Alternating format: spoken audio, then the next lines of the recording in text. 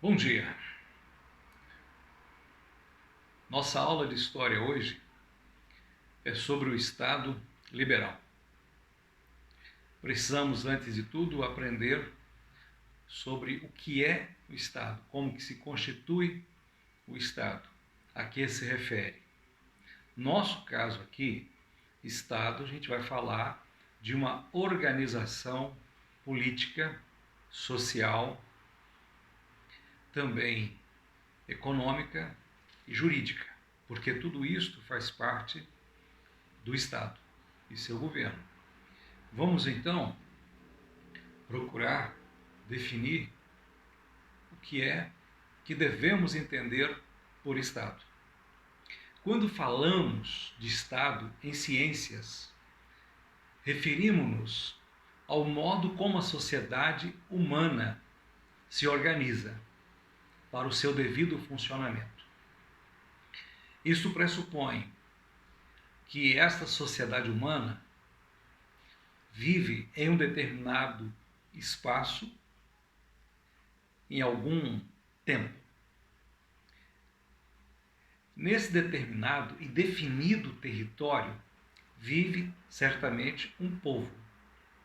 E este povo é formado por uma diversidade de pessoas, com opiniões diferentes, com maneira de pensar diferente. Então isso precisa ser devidamente organizado, alinhado, ter normas que se vão construindo de acordo com a inteligência dos homens socialmente. Então, ao falarmos do Estado em ciência, nós estamos falando desta sociedade humana que tem um povo soberano independente, se organiza para o melhor funcionamento em seus aspectos políticos, sociais, jurídicos e também econômico, de acordo com as leis que forem aprovadas por este povo através das pessoas competentes ou dos órgãos competentes. O pensador grego Aristóteles, homem considerado muito inteligente, um dos mais sábios que o mundo já conheceu, ele viveu no século V, século IV, melhor dizendo, na Grécia. Ele disse que o Estado é uma associação de homens livres, ou seja, escravos não participavam do Estado. E na época dele, nem as mulheres. Aliás, as mulheres levaram muitos séculos para terem o direito a participarem da vida pública de um povo, de uma nação, de um país. Então Aristóteles disse que estes homens livres se organizam ou se organizavam visando o bem comum, a promoção da ordem, da justiça e a administração dos bens públicos, de maneira que a sociedade humana organizada possa assegurar o pleno desenvolvimento do seu povo por meio de um governo que busque o bem de todos e não apenas o favorecimento de uma pequena ou até mesmo grande parcela da população, mas é o todo. Porque disse Aristóteles, no seu livro Política, que o indivíduo sozinho é frágil.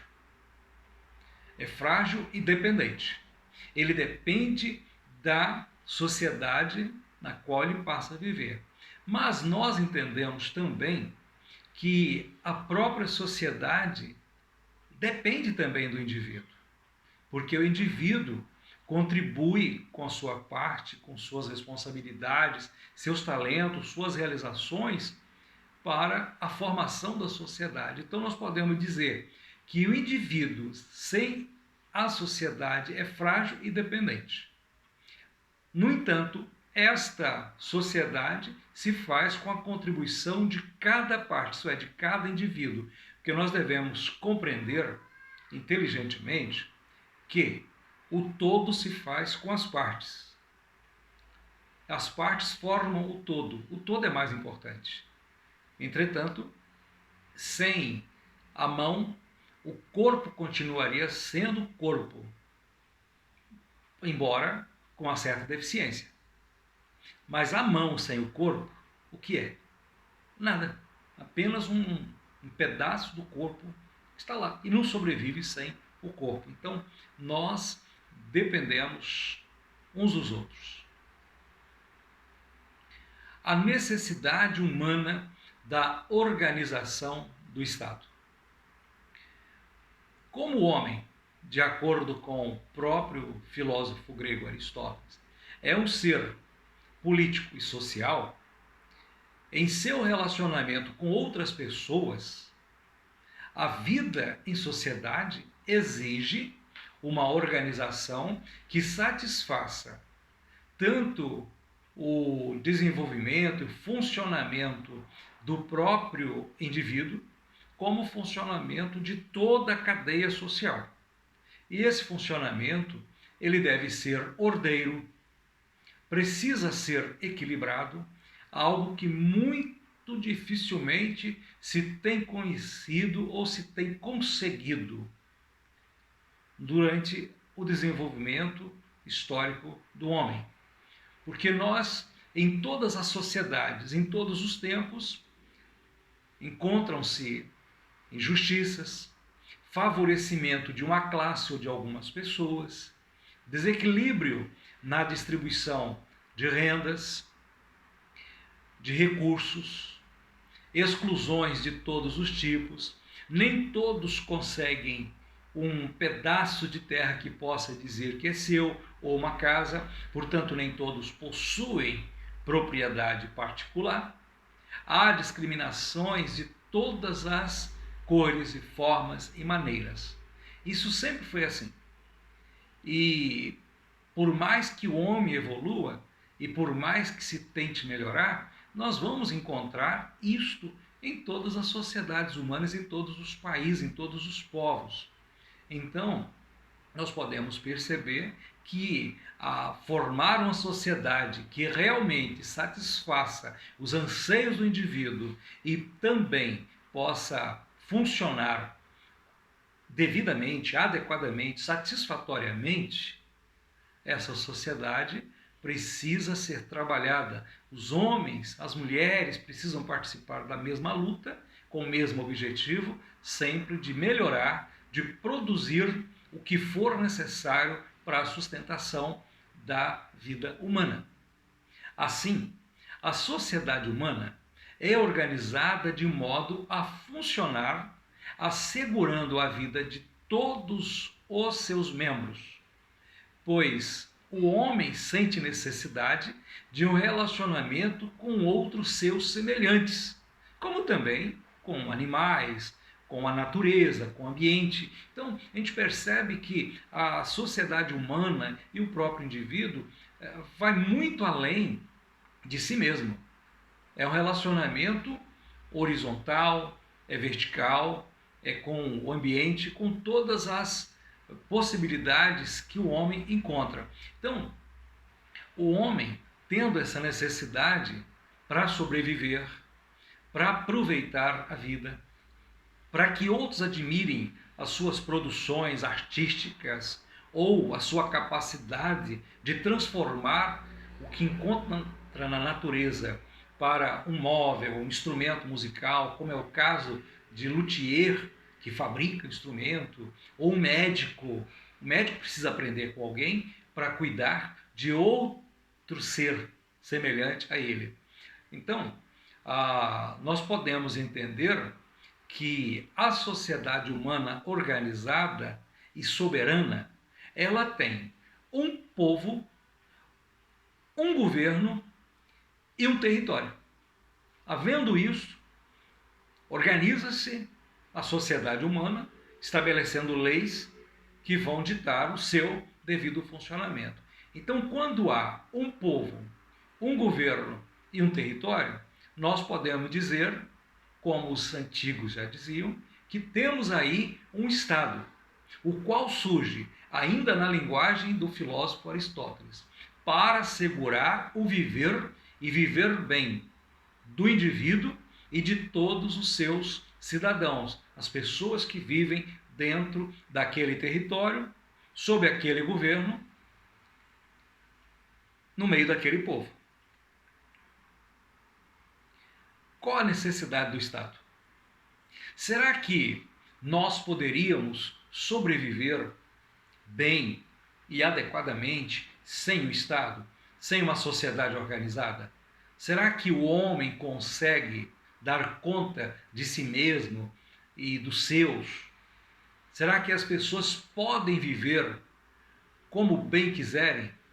Se cada um procurar viver conforme o seu próprio querer, o que acontecerá com os outros? Cada um procurando os seus próprios interesses, certamente que haverão conflitos. E quem vai resolver esses conflitos? Então, muitos homens pensaram e muitas mulheres também têm dado suas contribuições, porque as mulheres são tão inteligentes quanto os homens, cada qual do seu modo. Dentre esses homens, nós vamos citar alguns aqui. Vamos começar com Thomas Hobbes.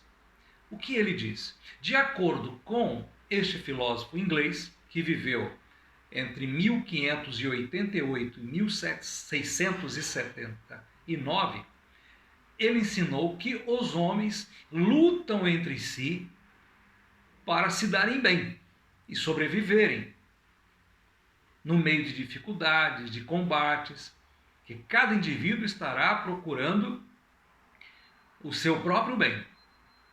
Então, para resolver essas questões, os conflitos, e para não haver uma destruição total da própria humanidade nestas batalhas humanas, disputando o melhor para si, os homens entram em um acordo social, por meio do qual cada um cede a um poder superior todos os direitos e poderes particulares. Desculpa. A própria liberdade com a qual o homem nasce, para ser protegido contra os egoísmos individuais. Então há um interesse de sobrevivência do indivíduo e do todo. Este poder superior, no pensamento de Hobbes, tanto pode ser o Estado ou o governo. Este governo pode ser um presidente, pode ser um rei, uma rainha, o regime, o sistema, seja lá qual for, monarquia, república, não é? Pode ser um tirano. Aí acaba instituindo uma ditadura, que ele queria estabelecer um governo forte para resolver as dificuldades e as pendengas entre as pessoas vivendo juntas. Então, o objetivo deste soberano, do Estado ou do governo, é governar, é administrar toda a sociedade, para manter a ordem, a paz e garantir a sobrevivência de todos, e cujo poder é, por isso mesmo, inquestionável. Os comandados, os governados, não podem questionar, no pensamento de Hobbes, a maneira como o Estado, ou soberano, seja ele qual for, governa. Então, nesse pensamento, o Estado nasce como resultado de um acordo entre todos. Vamos abrir mão de nossa liberdade, vamos abrir mão de nossos desejos, vamos deixar que alguém administre tudo isso por nós. Uma sociedade assim como funciona? É claro que nunca acaba com as dificuldades, nem com as diferenças sociais, nem com diferença alguma. No pensamento de Hobbes, inclusive, estabeleceu-se o Estado absoluto. Ainda sobre a necessidade do Estado, da organização do Estado, nós encontramos outro inglês, John Locke. Para ele, faz parte da natureza humana a busca pelo bem-estar do indivíduo e da sociedade humana. Tanto o indivíduo busca o seu bem-estar, quanto a sociedade humana busca o mesmo objetivo. Desta maneira, no pensamento de Locke, surge o Estado. Ele surge como resultado da necessidade de defesa da garantia dos direitos naturais e inalienáveis dos indivíduos. E também tem outro aspecto, que é a punição. Quando o indivíduo faz o bem, ele trabalha, ele labora de acordo com as leis, esse indivíduo merece o favorecimento. Mas quando também há transgressão dessas leis e não se pensa no bem da sociedade como um todo, isso pressupõe que a sociedade tem que punir as transgressões. Caso contrário, vira bagunça. Então, quando esses direitos são respeitados, maravilha. Quando eles são desrespeitados, seja por quem for, o Estado tem que punir. Então, cabe ao Estado, não ao indivíduo, defender a propriedade privada, a liberdade e o bem-estar de todos. Porque essas coisas não se obtêm por meio do indivíduo. Ele vai lá defender, cabe ao Estado. A propriedade privada é vista por John Locke como algo que se obtém pelos esforços pessoais e pelo duro trabalho do indivíduo. Então, é claro que é justo, não é? A pessoa trabalha, produz, adquire seus bens, contribui para a sociedade e o Estado então vai ficar de fora. O Estado deve pelo menos proteger, assegurar e garantir a defesa destes valores. Também, antes de todos eles, Aristóteles pensou na necessidade do Estado. E Aristóteles tem esse pensamento. Tudo começa com a família, que é a primeira sociedade. O indivíduo cresce ali. As famílias vão formando aldeias, as aldeias vão formando cidades e, posteriormente, essas cidades, como associação de homens livres, formam o Estado. Então, Aristóteles ensinou que o Estado existe por causa da necessidade social do homem, que no pensamento dele é um animal político e social. E que por isso mesmo sente necessidade de conviver com outros homens, com outros semelhantes, e satisfazer suas necessidades básicas, como viver e viver bem. Porque no fundo e na verdade, ninguém quer viver mal, ninguém quer padecer necessidade, ninguém quer sofrer penúria, ficar sem trabalho, sem rendas, ninguém quer morrer à míngua. Todos querem ter não só o básico para viver, mas ter o máximo que puder. Então, o Estado é organizado visando estas coisas. Daí, de acordo com Aristóteles, o Estado passa a existir para garantir que as necessidades do, abre aspas, animal político e social, que é o ser humano, sejam satisfeitas de acordo com um governo que nutra o bem comum do povo que vive num determinado território, segundo suas leis, tendo um governo que administra a coisa pública, que administra todos esses valores. Porque não existe governo sem seres humanos, sem um território,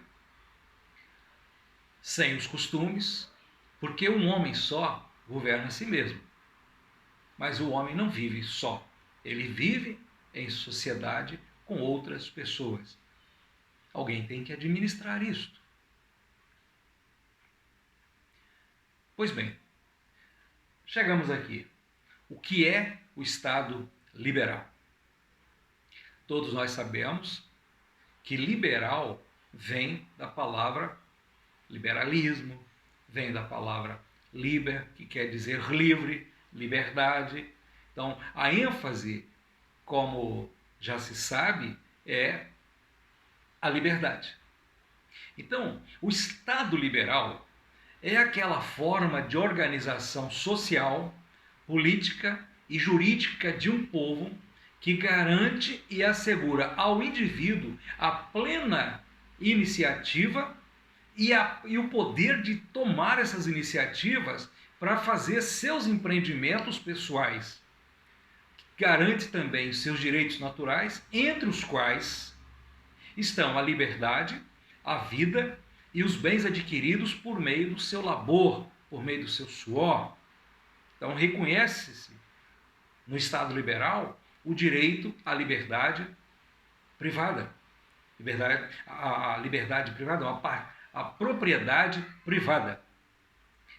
O Estado liberal entende que o Estado mesmo, o governo, deve interferir o mínimo possível e só o necessário nos meios da produção da economia, pois o mercado, de acordo com o próprio Adam Smith, que é chamado pai da economia moderna e foi um grande liberal, o mercado se regula a si mesmo, ou seja, o comércio deve ser livre entre os povos, entre os estados e livre de intervenções do Estado.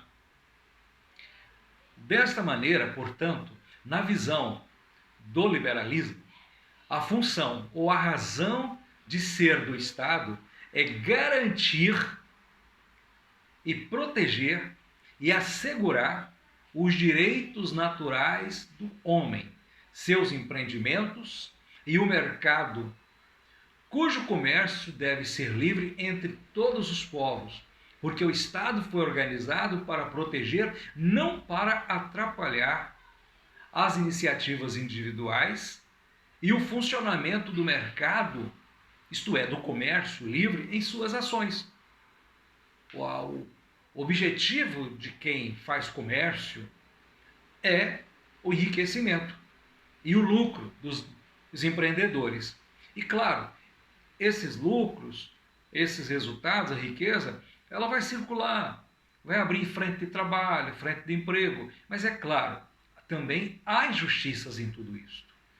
Aqui nós queremos frisar apenas como deve funcionar o Estado liberal, porque o Estado liberal é isso: liberdade individual, liberdade de expressão, tolerância política, religiosa, ética, tolerância de todas as formas, respeito à minoria, mesmo que as decisões, as resoluções, as leis aprovadas o sejam pela maioria e através dos seus representantes, a minoria também deve ser respeitada, porque ela não pode ser exterminada, não se pode perseguir ninguém num Estado liberal. Todos têm direito à vida, todos têm direito à liberdade, todos têm direito a trabalhar e ser amparada, protegida, guardada pelo Estado. Então, quando nós vemos perseguições às minorias, quaisquer que sejam elas, indígenas,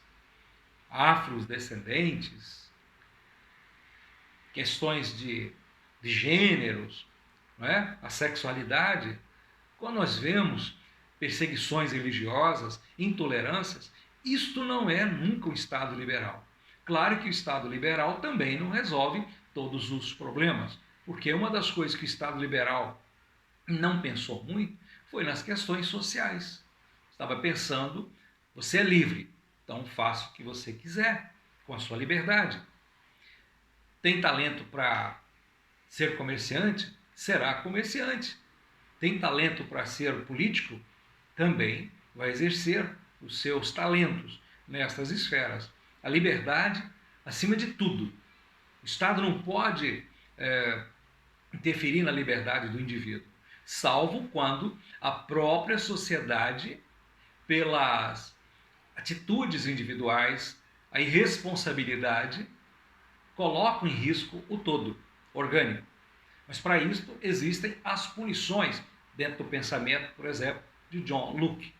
E, na verdade, mesmo que se não pensasse na organização de um Estado, como o povo judeu, Israel ainda no deserto, havia suas leis. Quem as transgredia recebia punições. Lá se menciona, inclusive, cadeia. Pessoa transgride uma determinada lei, coloca em risco a vida da própria sociedade como um todo. Então, o que fazer com essa pessoa? Não se sabia ainda, então prende-se até tomar deliberações. E depois vai se proceder com aquele indivíduo conforme os representantes, as autoridades competentes resolverem. Então, o Estado liberal, uma das coisas maravilhosas do Estado liberal é essa questão da liberdade. Você poder falar o que você quer, desde que seja responsável por isso. O Estado não poder censurar, o governo não pode censurar, lei nenhuma pode censurar. E nós já entendemos, em aulas passadas, que o Estado tem poder, ou poderes, que este poder não é centralizado. Não é como numa monarquia que tudo ficava na mão do rei.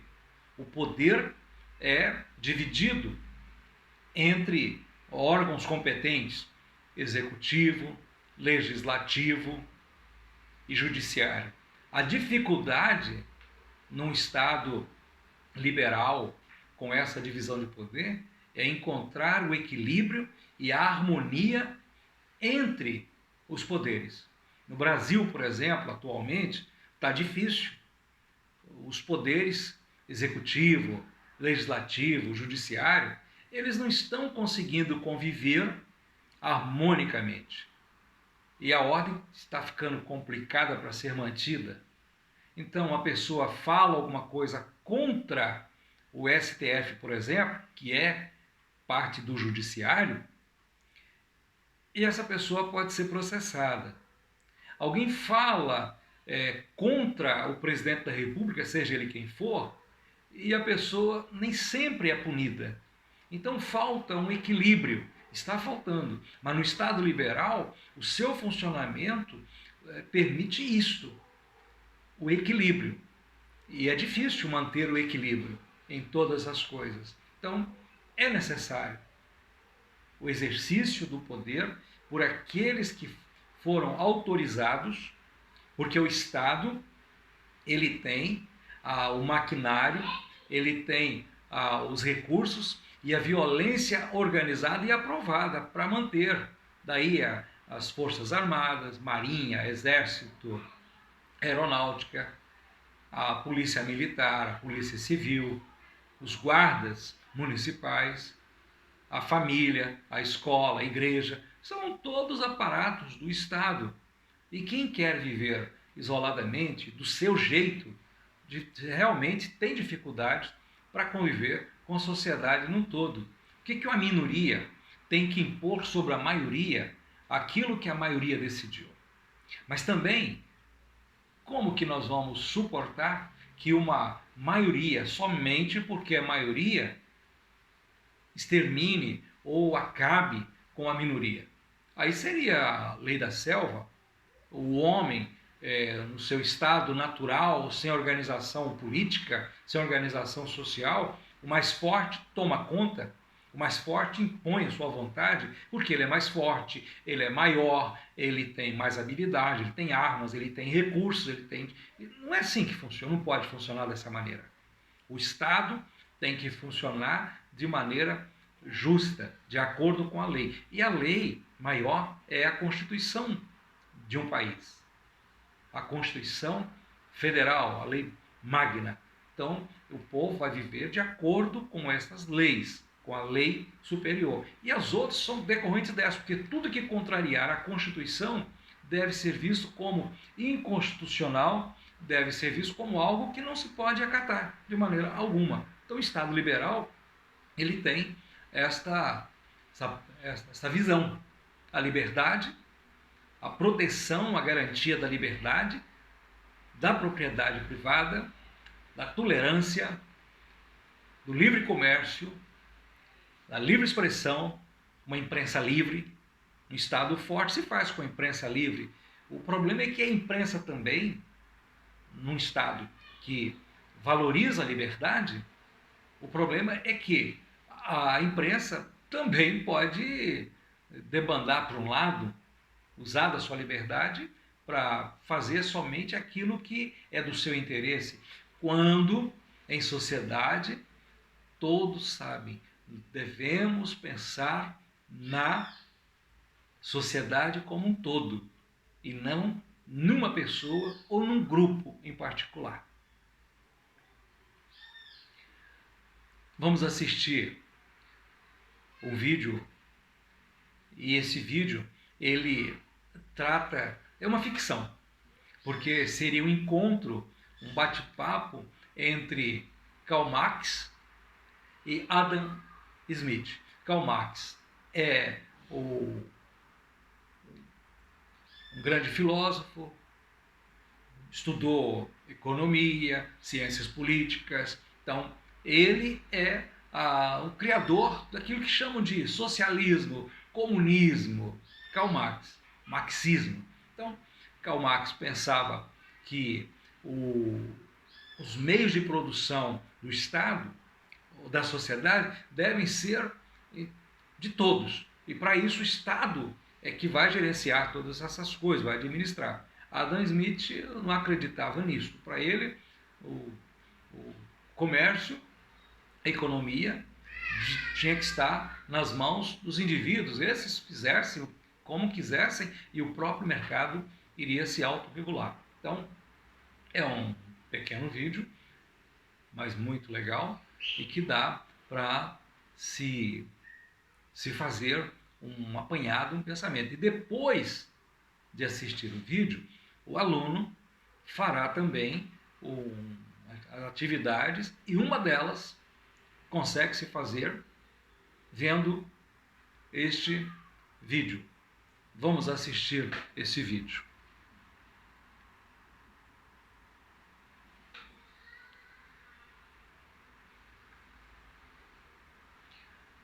Depois, nós temos aqui nossas atividades.